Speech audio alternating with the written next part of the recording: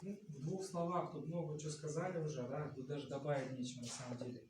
А мы преклоняемся, наверное, к аксакалам, которые эту работу делали, делают и нас еще поддерживают. Много изменений происходит. Вот на самом деле я человек, можно сказать, своему студу не религиозный, да, но татарин. И больше спортсмен, да, вот именно по куреш. Но вот сейчас вижу изменения, которые происходят, и я потихоньку иду вот в сторону религии, да. Бисмилла Рахман Рахим, это уже с детства, как говорится, да. Научили, когда пошел, когда пришел домой, это бабушка еще учила, еще родители. Но какие изменения сейчас происходят в религиозной политике, да, национальной политике, я скажу, очень аккуратные такие вещи и очень такие деликатные, но тем не менее не происходят.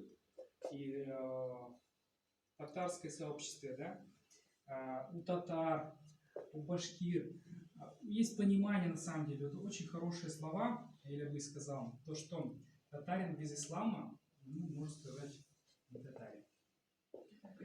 Вот как бы с этим, вот, это вот факт. Вот. Аллаха шикер, то, что сказал Артур Хазрат, это все будет, но будет только, если мы будем вместе, один, как говорится, одна такая цементная сила на все это преодоление.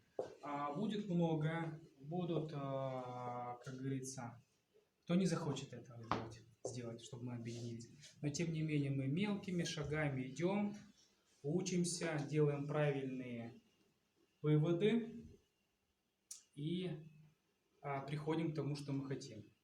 Вот. Ну, в праздник, в Рамадан всем тепла, уюта, как говорится, побольше любви искренней такой.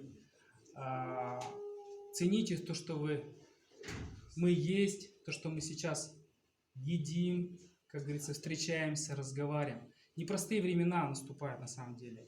И это, с другой стороны, открывает новые возможности. Всем с праздником! Спасибо.